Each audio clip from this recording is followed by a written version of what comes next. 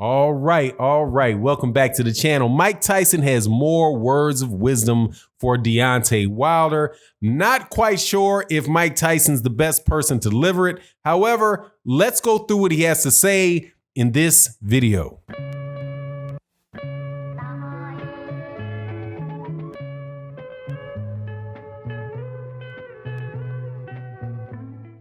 All right, welcome back, welcome back, welcome back. All right, man, you know, there's been 3 heavyweights in my lifetime that I have liked a lot, right? Just 3 in my lifetime. The first is Muhammad Ali. When I was a kid, loved Muhammad Ali to death. If you see the pictures the pictures are over there, so a little bit out of the camera. Got a bunch of autographed pictures of Muhammad Ali. Love Muhammad Ali to death. After that, the next guy that I really liked a lot, and I think this is for people my age and even people a little bit younger than me, I think this would be the truth as well. For them, a lot of people came into the sport really liking Mike Tyson. Mike Tyson was just tearing it up in the mid and early 1980s, was a contender all the way up into the 90s, and then a good champion into the 90s. He wound up losing 2 of his biggest fights, two to Evander Holyfield, one to Lennox Lewis. Never did get in the ring with Riddick Bowe, but you know, it was just one of those iconic heavyweights that, you know, when he says something, people tend to listen. And he's just somebody that is going to go down in history as one of the great heavyweights, even though some people say that he was a little overrated, that he did more in the earlier part of his career than he did later in his career, that he lost the big fights that he was a part of.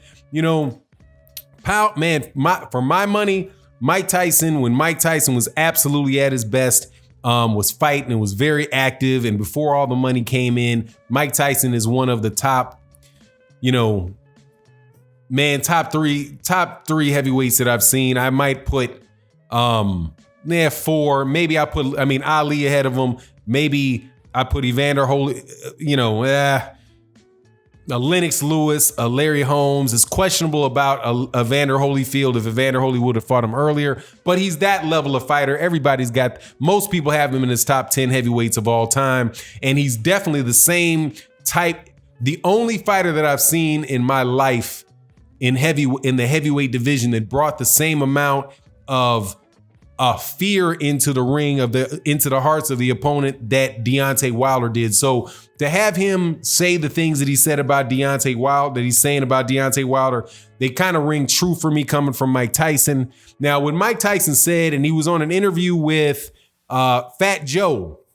Now, I'm telling you, man, that is a wonderful combination, blast from the past. Below Mike Tyson and Fat Joe. Fat Joe was a Puerto Rican rapper out of the state of New York, man. Used to rap with one of my favorite rappers that one of the best guys, underrated rappers that there've been, and that is, you know, Big Pun.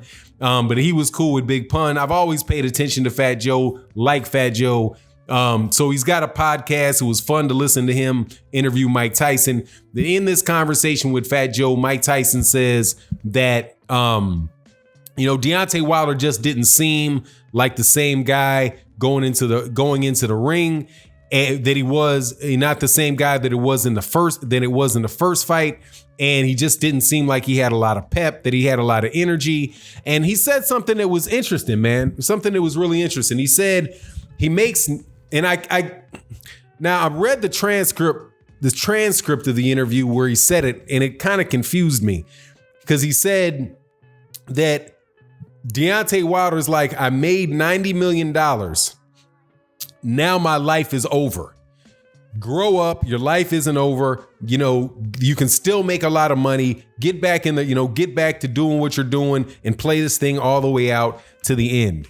Now, I'm not familiar with Deontay Wilder making $90 million, although I do know for sure Deontay Wilder has made a ridiculous sum of money in the last year. I do believe in 2018, he might have been listed as, I think, like the 3rd highest paid boxer, something where he made like around $30 million.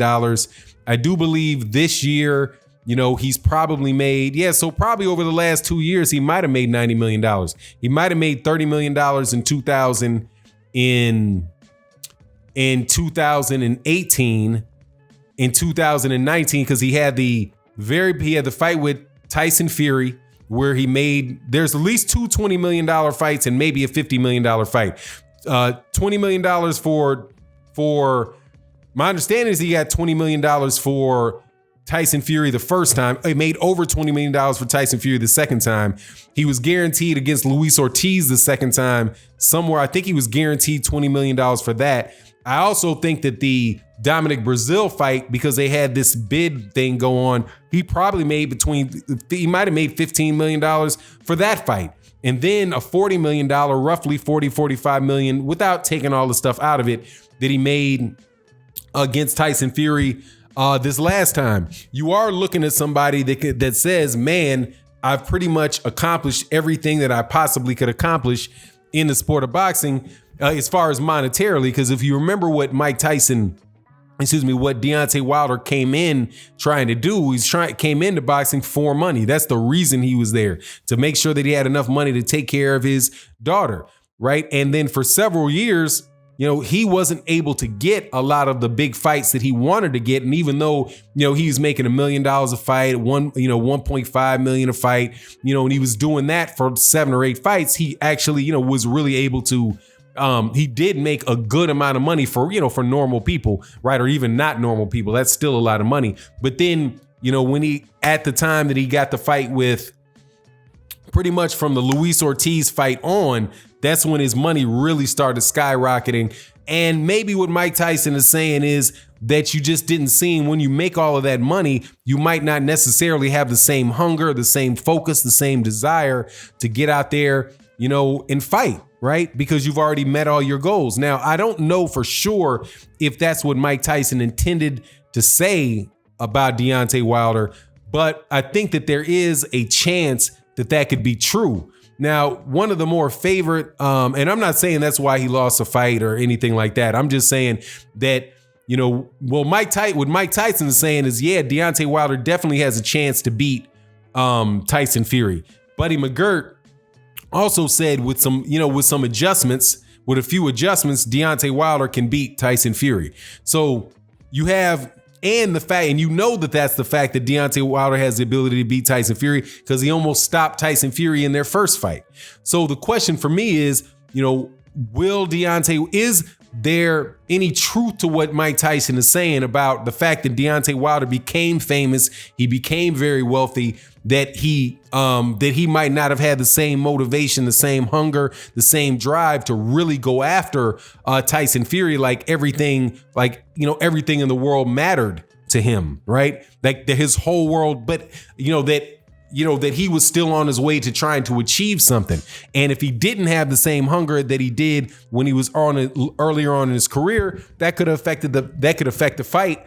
And what can he do? Or is there something he can do to get that hunger back? Now, Mike Tyson mentioning it, you can clearly see that in Mike Tyson's career. That once Mike Tyson got enough money, and Mike Tyson, I think it was Customato, Customato passed away, who was his trainer, and Customato, by the way, had the guy fighting like every month. Seemed like every month for the first 2 years of his career. He really did get a lot of knockouts and a lot of wins very quickly because of that being Mike Tyson, because Customato kept him fighting, right, to keep him busy. But once Customato went away and Mike Tyson brought in a new team, there were a lot more distractions. He's running around, like, there's all kind of stories about him.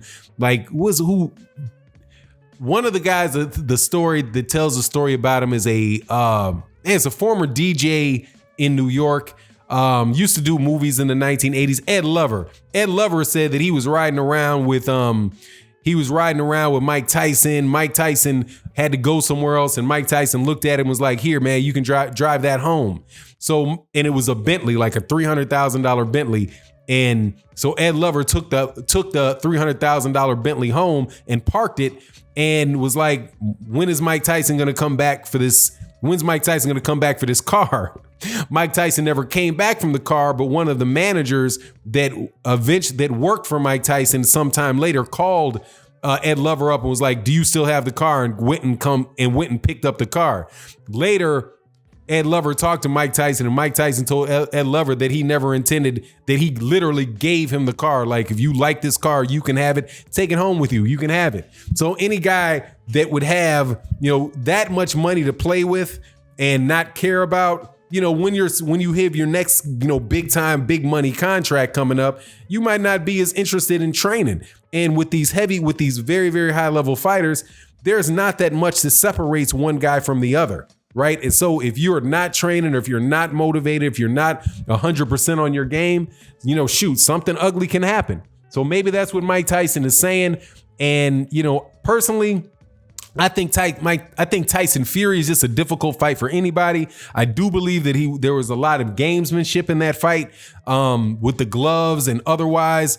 But, hey, one guy came out there to kill. The other guy came out there and got killed, and we'll see what happens in the next fight. But I do respect Mike Tyson's observations about making all that money and then making it feel as if, hey, you've lived, you've done everything you wanted to do. But hey, man, get back in the gym.